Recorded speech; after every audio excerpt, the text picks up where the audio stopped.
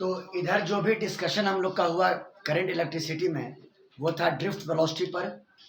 तो आपने drift velocity का दो फॉर्मूला पढ़ा, v d drift velocity is equal to J upon n e, जहाँ पे जे आपका करंट डेंसिटी था और n number of free electron per unit volume और ई आप जानते हैं इलेक्ट्रॉन के चार्ज का मैग्नीट्यूड। तो V D is equal to J upon N E, एक फॉर्मूला आपने ये पढ़ा। एक फॉर्मूला हम और पढ़ाए थे, V D is equal to last class में minus E vector by M into tau, है ना। टॉ को आपने कहा था रिलैक्सेशन टाइम, क्या कहा था, यानी average time between two collision. Tau को आपने कहा था रिलैक्सेशन टाइम, टॉ को आप लोगों ने कहा था रिलैक्सेशन टाइम यानी average time between two collision. तो दो फॉर्मूला ये था और उसके बाद एक फॉर्मूला रेजिस्टिविटी के लिए हम लोगों ने ड्राइव किया, रो बराबर एम बाई एनी स्क्वायर टॉ, रो बराबर एम बाई एनी स्क्वायर टॉ। आपने एनसीईआरटी कंसल्ट किया होगा तो ये सारे फॉर्मूलाज आपको मिले होंगे, रो बराबर m by n e square tau, clear है। और इन सब के से पहले हम एक फॉर्मूला बता चुके थे रेजिस्टेंस को कैलकुलेट करने का, आर बराबर rho into L by area, rho into L by area, R बराबर rho into L upon area. समझ गया बात को, इतना चीज हम लोग क्लास में डिस्कस कर चुके थे। आज हम लोग देखेंगे प्रॉब्लम्स यानी numericals, numericals on resistance, numericals on resistance. चलिए हेडिंग लिखिएगा, प्रॉब्लम्स ऑन कैलकुलेटिंग रेजिस्टेंस या problems on resistance, problems on resistance, problems on resistance. आइए सवाल देखते हैं।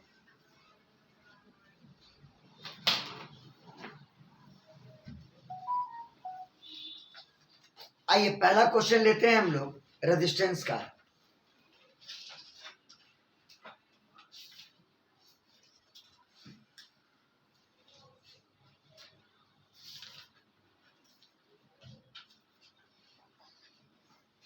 इसको मिटा देते हैं, ये तो काम किया हुआ है। ये क्वेश्चन हमेशा एग्जाम में पूछा है, हमेशा पूछता है और पूछेगा। लिखिएगा, a wire of resistance, a wire of resistance, a wire of resistance 10 ohm, 10 ohm का एक रेजिस्टेंस है, is stretched, is stretched, is stretched, stretched मतलब उसको लंबा कर दिया गया, stretched to double its length, to double its length, to double its length, to double its length. ठीक है, क्वेश्चन है calculate the new resistance, calculate the new resistance, calculate the new resistance. बहुत इंपॉर्टेंट क्वेश्चन, बहुत ही important question है। एक wire जिसका resistance 10 ओम है उसको तान करके स्ट्रेच करके लंबाई को डबल कर दिया गया, तो कहता है बताइए नए वायर का रेजिस्टेंस क्या होगा।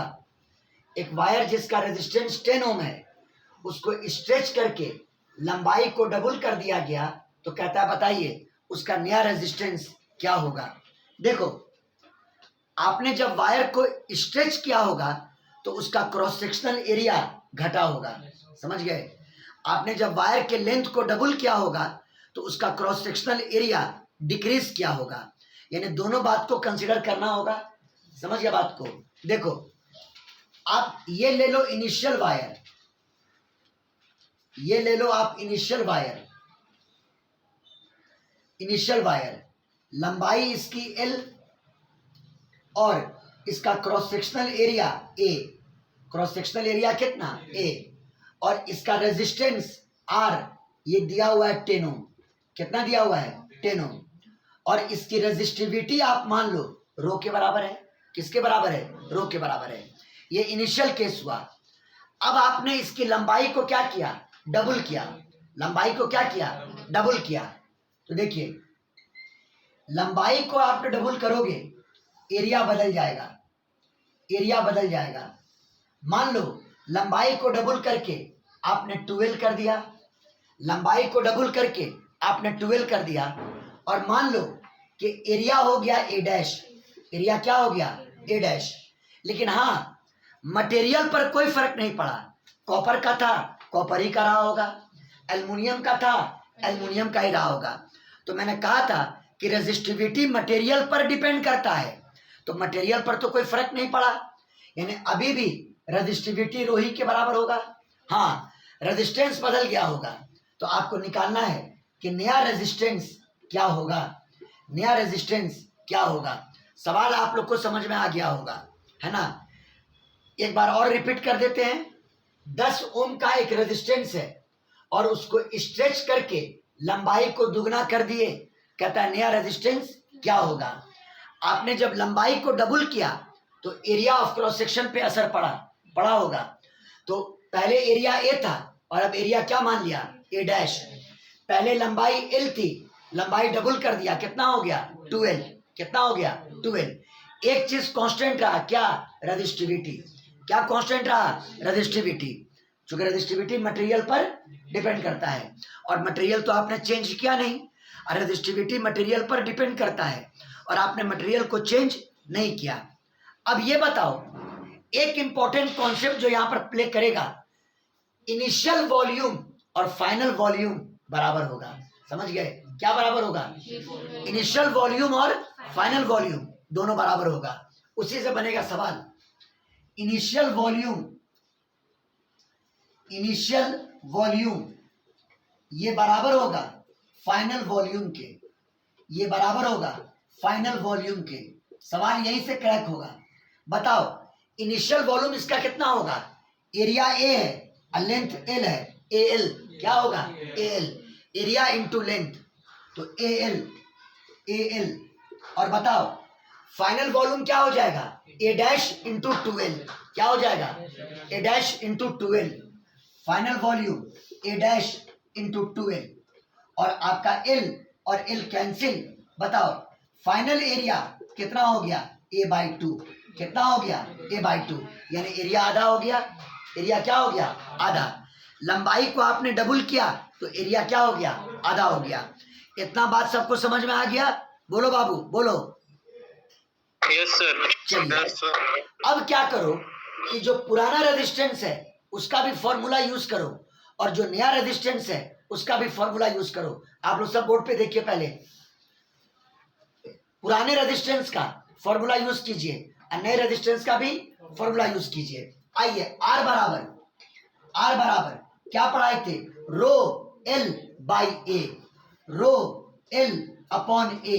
Equation number first, equation number कितना, फर्स्ट। और यही फॉर्मूला आर डैश के लिए भी यूज कीजिए। किसके लिए, आर डैश के लिए। R dash is equal to, rho तो रो ही रहा, रो लिखा, लंबाई बोलो 12, लंबाई 12, और एरिया ए डैश, एरिया कितना, ए डैश। अभी ए डैश लिखा और ए डैश की वैल्यू कितना लाया, a/2, तो बराबर rho into 12 divided by a/2, a/2। चलिए बोलिए, 2 कहाँ गया, ऊपर, तो 2 दूनी कितना, 4, ऊपर में 4 लिख दो, 4 इंटू कितना, rho L by A, 4 into कितना, rho L by A. Clear है।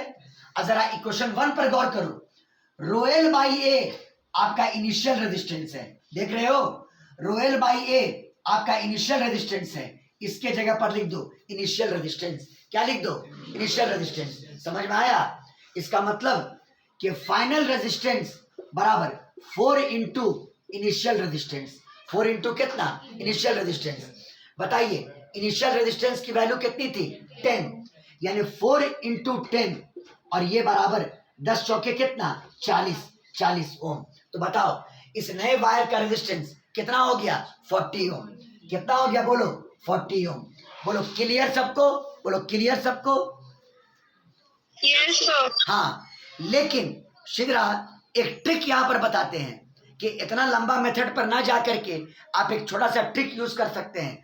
वो ट्रिक क्या है वो सुनिएगा। लंबाई कितनी गुनी बढ़ाए थे, डबल डबल यानी 2 गुना बढ़ाए थे। कितना बढ़ाए थे बोलो, कितना गुना बढ़ाए थे? 2 गुना, 2 गुना बढ़ाए थे। मान लो आपने लंबाई को n टाइम्स बढ़ाया होता, लंबाई को n टाइम्स बढ़ाया होता, n टाइम्स, यहाँ पे डबल है यानी 2 गुना। आप लंबाई को अगर n टाइम्स बढ़ाए होते, नोट लिखिएगा, note, if length is increased, if length is increased, if length is increased n times, अगर आपने लेंथ को बढ़ाया n टाइम्स, समझ गए, n टाइम्स, तो सुनिए फॉर्मूला क्या यूज कीजिएगा ऑब्जेक्टिव क्वेश्चन के लिए। फाइनल रेजिस्टेंस यानी r डैश कितना गुना बढ़ाए हैं? n, n का स्क्वायर कर देना, n का क्या कर देना? स्क्वायर, और मल्टीप्लाई कर देना इनिशियल रेजिस्टेंस से। मल्टीप्लाई किससे कर देना? इनिशियल रेजिस्टेंस से। आपका आंसर आ जाएगा, आपका आंसर आ जाएगा। तो देखो final resistance is equal to N square into कितना? Initial resistance. कहोगे सर चेक करके बता दीजिए, चेक करके बता दीजिए, बता देते हैं। इस क्वेश्चन में लंबाई कितना गुना बढ़ाए हैं? 2 गुना। कितना गुना बढ़ाए? 2 गुना। तो एन का वैल्यू 2, 2 का स्क्वायर करो इंटू इनिशियल कितना था? 10, 10, 2 का स्क्वायर 4, 4 दाएं के कितना? 40। बोलो आंसर 40 ओम आ रहा है कि नहीं आ रहा है? बोलो क्लियर हुआ? बोलो बोलो बाबू। Yes sir. क्या प्यारा ट्रिक डेवलप कर दिया। अगर किसी वायर के लंबाई को आप n टाइम्स बढ़ा दिए, कितना टाइम्स? n टाइम्स, तो नया रेजिस्टेंस क्या हो जाएगा? n square into initial resistance. n square into कितना? Initial resistance. बोलो समझ में आया कि नहीं आया? बोलो बोलो। Yes sir. चलिए स्क्रीनशॉट ले लीजिए। अब चलिए अगला क्वेश्चन। अगर इसी पर हम आपको एक क्वेश्चन दे दें, इसी ट्रिक के लिए आपको क्वेश्चन दे दें, आप तुरंत आंसर क्रैक कीजिएगा, लिखिएगा a wire of resistance, a wire of resistance, a wire of resistance 20 ohm, 20 ohm यानी इनिशियल रेजिस्टेंस कितना? 20 ohm is stretched, is stretched, is stretched, is stretched so that its new length, इसका नया length, so that its new length is 3 times, its new length is 3 times its original length, 3 times its original length, 3 times its original length, 3 times its original length। Side यहाँ आ जाओ, सबसे अच्छा वो सामने पड़ेगा, आ जाओ बाबू, कुर्सी लेके वहां आ जाओ, आसानी पड़ेगा। Calculate, calculate, calculate resistance of, calculate resistance of longer wire, calculate resistance of longer wire. बताओ मेरा ट्रिक काम करेगा? एक वायर जिसका रेजिस्टेंस कितना है? 20 ओम, यानी R बराबर 20 ओम, उसको ताना गया और लंबाई कितना गुना बढ़ाए? 3 गुना, यानी n का वैल्यू 3, n का वैल्यू 3।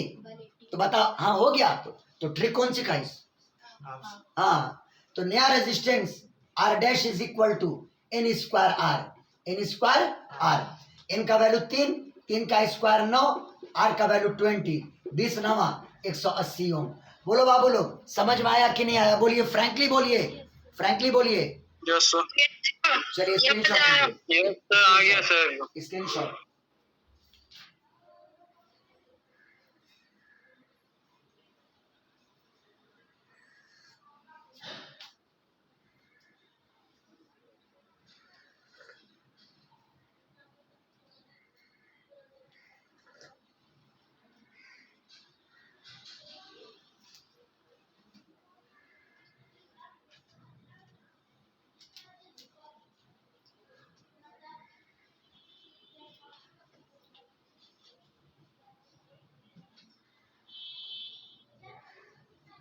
हो गया, हो गया सबका? बोलो बाबू लोग।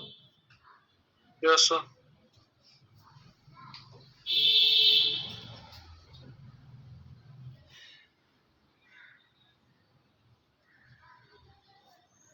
एक क्वेश्चन है, लिखिएगा। Square plate,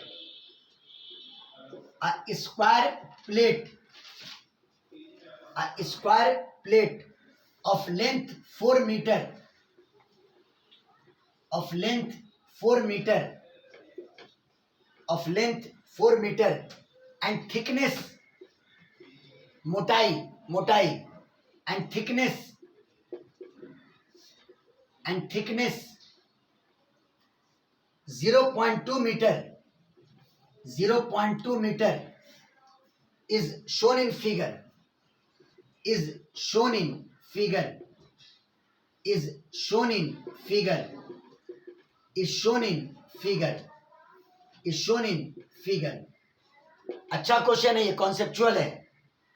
calculate it resistance, calculate its resistance, calculate it resistance, calculate its resistance, इसका रेजिस्टेंस निकालना है। If current इंटर्स and leaves, if current enters, if current enters and leaves, enters and leaves, and leaves, and leaves,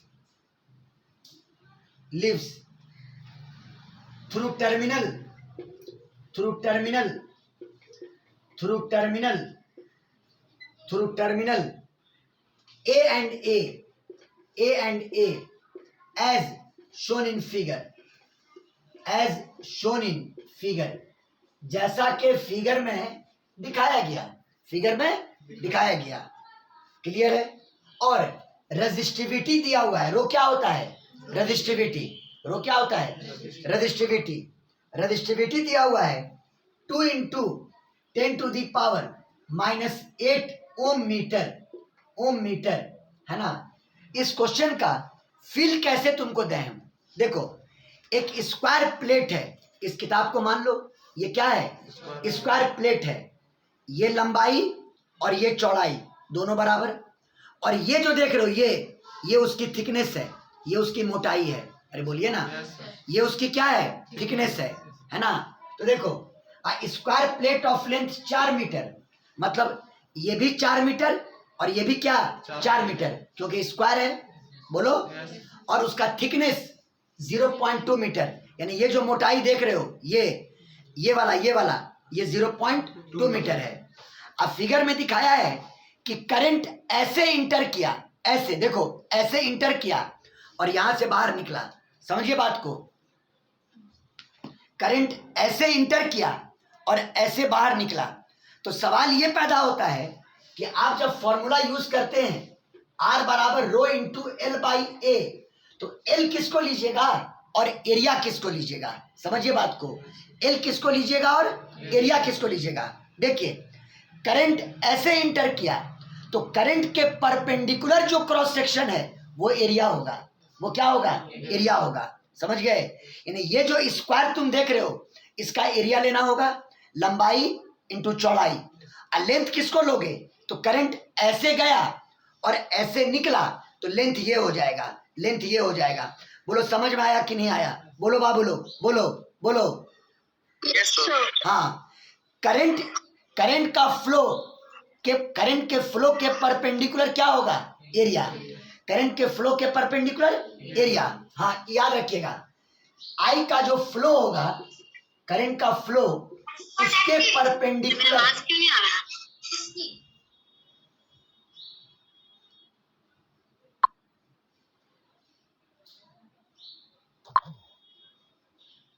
current के flow के perpendicular आप लोगे area. क्या लोगे? Area. तो अगर करंट ऐसे इंटर किया तो उसके परपेंडिकुलर ये एरिया होगा, और करंट यहां से अंदर घुसा और यहां से निकला तो लेंथ ये होगा, लेंथ ये होगा। समझ में आ गया बात? समझ में आ गया बात? और फिगर में ये चीज को शो किया गया है। आइए फिगर बना देते हैं, ऐसे काम ऐसे ही हो जाएगा आपका।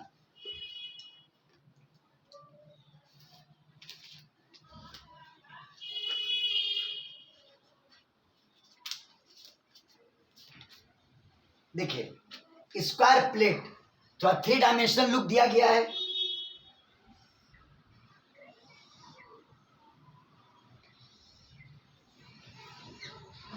ठीक है,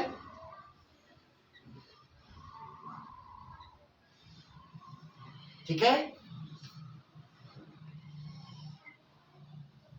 ठीक है, बोलो यही हुआ स्क्वायर प्लेट। मतलब ये जो किताब बनाए थे अभी हम, यही क्या हुआ स्क्वायर प्लेट।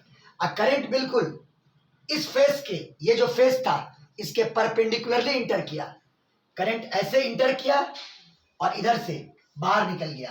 बोलो क्लियर है। तो एरिया ये लोगे, एरिया ये लोगे, ये लोगे एरिया, ये क्या लोगे एरिया, ये क्या लोगे एरिया, और ये जो थिकनेस है, ये जो थिकनेस है ये क्या लोगे एल, क्या लोगे एल। बोलो क्लियर हुआ सबको, बोलिए बाबू, बोलिए बाबू। यस हाँ Yes, sir. हाँ, तो आइए पहले एरिया ले लेते हैं, पहले एरिया ले लेते हैं। तो इस ये एक स्क्वायर है, ये एक स्क्वायर है, और स्क्वायर का एरिया आप जानते हैं साइड का स्क्वायर, लंबाई कितनी है 4 मीटर, तो एरिया हो जाएगा 4 का स्क्वायर, एरिया क्या हो जाएगा 4 का स्क्वायर, मतलब 16 मीटर स्क्वायर, 16 मीटर स्क्वायर, और लंबाई कितनी हो जाएगी 0.2 मीटर, यही दिमाग लगाना था। लंबाई क्या हो जाएगी 0.2 मीटर, एल बराबर 0.2 मीटर। चलिए एरिया मालूम हो गया, एल मालूम हो गया, और रेजिस्टिविटी आपको ऑलरेडी पता है। तो बोलिए आर का formula rho L by A, क्या होता है rho L by A. Now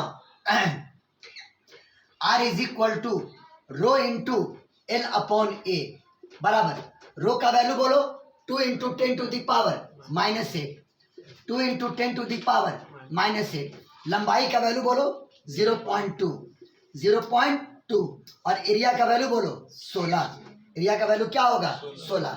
इसको सॉल्व कर देना, रेजिस्टेंस आ जाएगा, इसका यूनिट क्या होगी ओम, क्या होगी ओम। सबको क्लियर कि कोई दिक्कत, शिद्रा कोई दिक्कत, No, sir. शिद्रा Clear, sir. इसके कोई दिक्कत नहीं है।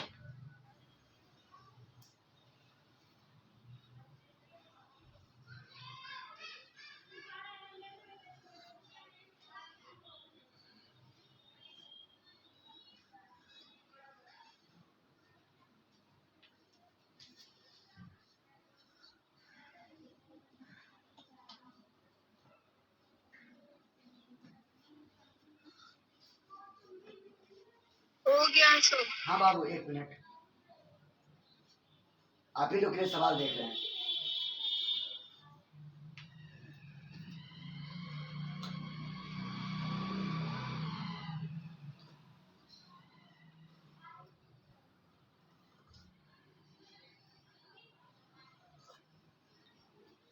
अब इन 2 क्वेश्चन के बाद थोड़ा एक क्रिटिकल क्वेश्चन जो एग्जाम में अब पूछने लगा है, यानी यहां पर थोड़ा एफर्ट चाहिए और सब लोग समझने की कोशिश कीजिएगा। बहुत ही शानदार क्वेश्चन है, समझ गए,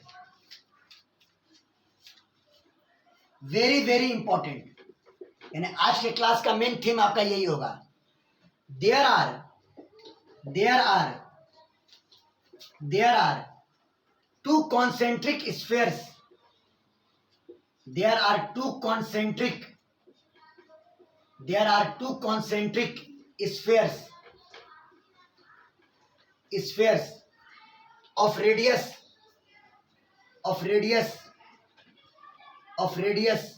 a and b, of radius कितना a and b, और b बड़ा है किससे a से, b बड़ा है किससे a से, जिक्र b बड़ा है किससे a से। the space between them is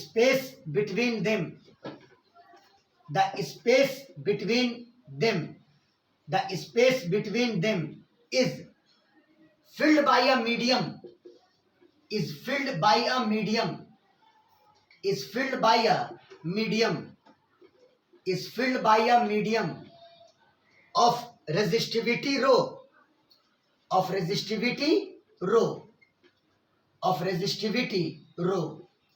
resistivity कितना रो। ठीक है, बोलो बाबू कैलकुलेट रेजिस्टेंस। बहुत बेहतरीन क्वेश्चन है, इतना आसान नहीं है ये क्वेश्चन, कैलकुलेट रेजिस्टेंस। समझ गए? आज इस सवाल को कम से कम 5 बार 6 बार प्रैक्टिस जरूर कीजिएगा। समझ गए? देखो, आपके पास दो कॉन्सेंट्रिक स्फीयर है, कॉमन सेंटर है। क्या है? कॉमन सेंटर है। ये मान लो अंदर वाला स्फीयर और ये मान लो बाहर वाला स्फीयर। समझ गया साहिल? अंदर वाले का रेडियस a के बराबर है और बाहर वाले का रेडियस b के बराबर है, और दोनों स्फीयर के बीच में हमने एक मटेरियल भर दिया। दोनों स्फीयर के बीच में ये खाली रहेगा। ये क्या रहेगा? खाली। इन दोनों के बीच में एक मटेरियल भर दिया जिसकी रेजिस्टिविटी रो के बराबर है। जिसकी रेजिस्टिविटी कितना है? रो के बराबर। रो के बराबर। इसकी रेजिस्टिविटी रो के बराबर है। और सुनो, करंट यहां से चलेगा और यहां से एग्जिट करेगा। बोलो बाबू, बोलो बाबू, बोलिए ना। करंट ऐसे चलेगा चारों दिशाओं में, ऐसे चला, ऐसे चला, ऐसे चला, ऐसे चला, ऐसे चला। बात फॉलो किए? चारों डायरेक्शंस में। समझ गए? तो आपको निकालना है कि इसका रेजिस्टेंस क्या होगा, इस पोर्शन का रेजिस्टेंस क्या होगा। अब तुम पूछोगे कि सर सबसे पहला प्रॉब्लम यहां पर क्या टैकल करना होगा। सुनो, जैसे मान लो करंट यहां पे आता है इस पॉइंट पर, तो एरिया ऑफ क्रॉस सेक्शन आप लेते हैं। क्या लेते हैं? Area of cross section. देखो, तब एरिया ऑफ क्रॉस सेक्शन आपका ये हो जाएगा, आपका ये हो जाएगा। अब अगर मान लो करंट यहां पहुंचा तो अब एरिया ऑफ क्रॉस सेक्शन ये हो जाएगा। क्या दिख रहा है तुमको? एरिया ऑफ क्रॉस सेक्शन बदल रहा है। एरिया ऑफ क्रॉस सेक्शन क्या हो रहा है? बोलो। बदल रहा है। बदल रहा है कि नहीं बदल रहा है? बोलिए बाबू, बोलिए। Yes sir. हाँ, यस सर, बदल रहा है। इसीलिए आप डायरेक्ट ये फॉर्मूला R बराबर रो एल बाई ए ये नहीं यूज कर सकते हैं, क्योंकि ए यहां पर क्या है? वेरिएबल है। ए क्या है? वेरिएबल है। एरिया ऑफ क्रॉस सेक्शन क्या है? वेरिएबल है। तो ऐसे प्रॉब्लम के लिए न्यूटन ने हमको दिया कॉन्सेप्ट डिफरेंशियल एलिमेंट लेने का। क्या लेने का? Differential element. अब देखिए कैसे काम कर रहे हैं हम। चलो इस सबको मिटा देते हैं, इस गंदगी को।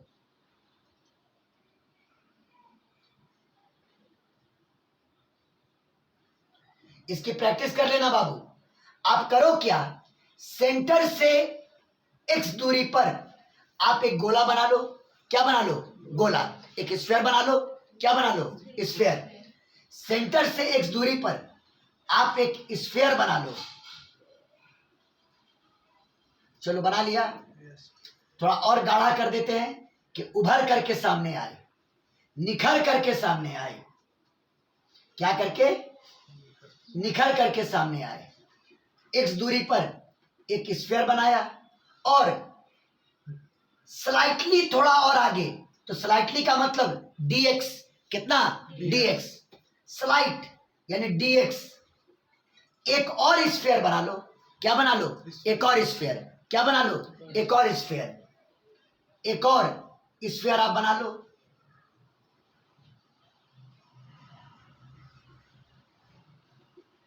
एक और स्फीयर आप बना लीजिए। सब एनसीईआरटी के पॉइंट ऑफ व्यू से है भाई, इसलिए खुशफहमी का शिकार मत रहिएगा कोई। ये एक और स्फीयर मैंने बना लिया है ना। बोलो बाबू। सबसे पहले x दूरी पर मैंने एक स्फीयर बनाया और उससे स्लाइट डिस्टेंस dx आगे एक और स्फीयर मैंने बनाया। बोलो क्लियर है? ये बताओ, ये वाला जो स्फीयर है इसका एरिया कितना हो जाएगा? 4 पाई एक्स स्क्वायर। कितना हो जाएगा? बोलो। 4 पाई एक्स स्क्वायर। बोलो बाबू, बोलो। Yes sir. अरे भाई, यस सर। अरे भाई, इसका एरिया क्या होगा? 4 पाई एक्स स्क्वायर होगा ना। X square. चलो हाँ, area of sphere, area of sphere of radius x, जिसका रेडियस x है, of radius x, of radius x, ये बराबर 4 pi into X square. 4 pi into कितना? X square. अब बताओ, करंट ऐसे गया तो लेंथ कितना हुआ? बोलो। लेंथ कितना हुआ? बोलो। dx। लेंथ कितना हुआ? अगर करंट मान लो P से P डैश पर गया अगर करंट P से कहां गया, P डैश पर, इफ करंट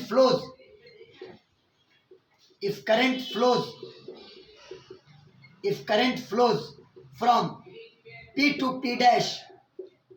P डैश, बोलो लेंथ बराबर कितना, dx, लेंथ बराबर कितना, dx। तो अब आप क्या करो कि ये जो शेडेड रीजन है, इसका रेजिस्टेंस निकाल लो।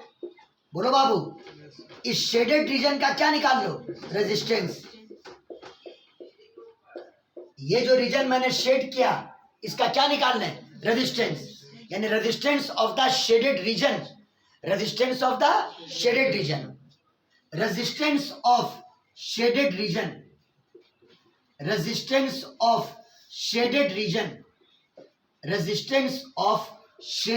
रीजन, उसका सिंबल में लिखा dr, क्या लिखा, dr, स्मॉल रेजिस्टेंस बराबर रेजिस्टिविटी कितनी, रो, लंबाई कितनी, dx लिखा, और एरिया कितना, 4 पाई एक्स स्क्वायर, एरिया कितना, 4 pi X square, area 4 pi into कितना, एक्स स्क्वायर। इस पोर्शन का रेजिस्टेंस आ गया, किसका, जिसको शेड किए हैं, जिसको क्या किए हैं, शेड किए हैं। और अब आपको रेजिस्टेंस यहां से लेके यहां तक निकालना था। बोलो बाबू, रेजिस्टेंस आपको यहां से लेके यहां तक निकालना था। यहां पे ये दूरी कितनी है, a, यानी यहां पे x का वैल्यू a होगा, और ये दूरी कितनी है, b, यानी यहां पर x का वैल्यू क्या होगा, b होगा, यहां पे x का वैल्यू b होगा। तो ये बताओ, टोटल रेजिस्टेंस निकालने के लिए इंटीग्रेट कर दें, बोलिए। Yes, sir. अरे भाई, आपने सिर्फ इस छोटे से एलिमेंट का निकाला। अब अगर टोटल रेजिस्टेंस निकालना है, आप इसको इंटीग्रेट कर दीजिए, कहां से कहां तक, x बराबर a से लेके x बराबर b तक। बात आई समझ में। Now total resistance